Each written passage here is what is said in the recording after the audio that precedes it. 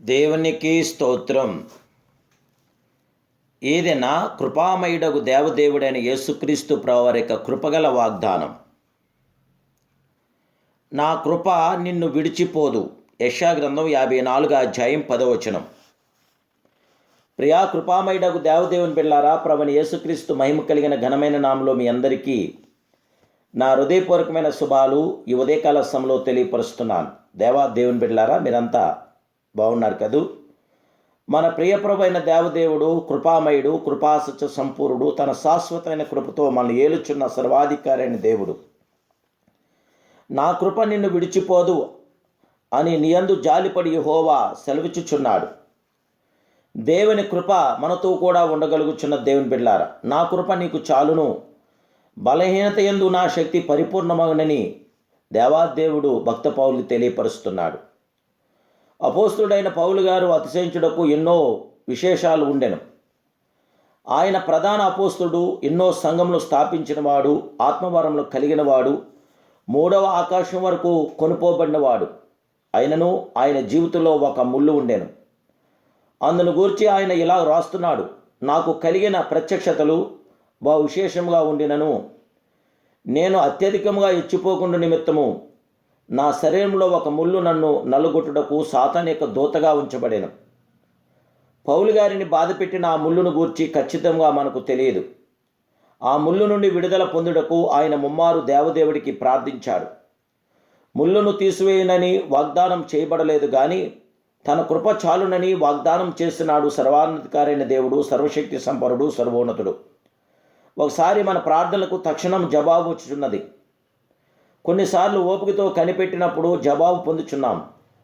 కొన్నిసార్లు జవాబును పొందుటకు బదులుగా సహించుటకు కావలసిన కృపను పొందుకుంటున్నాం. ఆయన తన కృప మాత్రమే గాక తన శక్తిని కూడా దయచేయుచున్నాడు. అనేక సార్లు మనం నిందను, అవమానమును గుండా వెళ్ళినప్పుడు ప్రభు హస్తం మనకు కౌగిలించుకొనుచున్నది. నీ శరణుజొచ్చిన వారి మీద లేచివారితో చేతిలో నుండి నీ కుడి చేత రక్షించేవాడా, నీ కృపాతిశయం చూపుము. దేవా, నీ కృప ఎంతో అమూల్యమైనది, నరులు నీ రెక్కల నీడను ఆశ్రయించుచున్నారు. అవును దేవుని బిడ్డలారా, దేవుని యొక్క రెక్కల కింద ఎవరైతే వచ్చినారో వారి జీవితాలు దేదీప్యమానముగా ఉండగలుగుచున్నాయి. దేవుని బిడ్డ, దేవుని కృప అమూల్యమైనది, దానిని మనము ఆశ్రయించదాం, బలం పొందుకుందాం. అయినను నేనేమైనాను అది దేవుని కృప వల్లనే అంటున్నాడు. ప్రియమైన దేవుని బిడ్డలారా, దేవుని కృపచేత మాత్రమే మన జీవితాలు విజయకరంగా ఉండగలుగుచున్నాయి. నా కృప నిన్ను విడిచిపోదు అని నీ యందు జాలిపడి యెహోవా సెలవిస్తున్నాడు.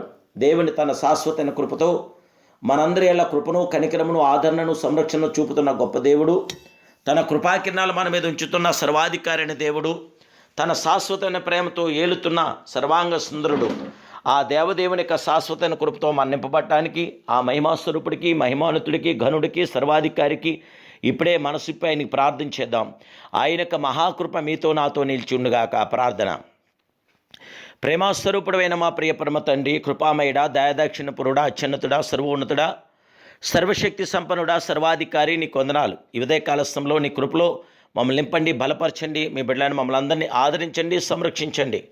నమ్మదగిన వాడు, ఎంతైనా నమ్మదగిన దేవుడు, నమ్ముకోదైన గొప్ప సహాయకుడు అయినావు గనక ఇదిగో నీ బిడ్డలను మమ్మల్ని అందరినీ కూడా ఆశీర్వాదకరంగా, దీవెనకరంగా నడిపించండి. మా గొప్ప దేవుడా, మా శక్తిమంతుడా, కరుణామయుడా, కరుణా సంపన్నుడా, యేసు సంరక్షకుడా, నీకు స్తోత్రాలు. నీ బిడ్డలైన మమ్మల్ని అందరినీ సజీవ రక్కల చాటును పదిలిపరిచి బిడ్డలందరి యొక్క అవసరాలు అక్కర్లో కూడా తీర్చండి. అందరి లోటుపాట్లు సవరించండి. అందరికి ఉన్న బలహీనతల్లోంచి బలమును చేకూర్చండి. దేవదేవా, మీ బిడ్డల పక్షాన మీ కార్యాభివృద్ధి దయచేసి నాయన యొక్క సర్వోన్నతమైన దినంలో సర్వోన్నతం నీ కార్యమ పట్ల జరిగించి బిడ్డలందరినీ ఉజ్జీంపచేసి, నాయన ప్రకాశింపచేసి, ప్రజ్వల్ల చేసి, ప్రసన్నమైన ప్రతి కార్యం మీ బిడ్డలను మా పట్ల జరిగించమని యేసుక్రీస్తు మహిమ కలిగిన నామములో ప్రార్థిస్తున్నాను పరమ తండ్రి. ఆమేన్, ఆమేన్, ఆమేన్. జీవగల దేవదేవుని బిడ్డలారా, ఈ నెల 25వ తారీఖు క్రిస్మస్ త్రియేక దేవుని ఆరాధన జరుగుతుంది. రండి, ఏకముగా కూడి దేవదేవుడైన యేసుక్రీస్తు ప్రభువారిని మహింపరుద్దాం, ఘనపరుద్దాం, ఆరాధిద్దాం. ఆయనకు అద్భుతమైన ఆశీర్వాదాలతో నింపబడదాం. దేవాదేవుడు మిమ్మల్ని ప్రేరేపిస్తే మీ యొక్క విలువైన అమూల్యమైన క్రిస్మస్ కానుకను తప్పక మీరు పంపించండి. ప్రభు మీకు తోడేయండి గాక. God bless you.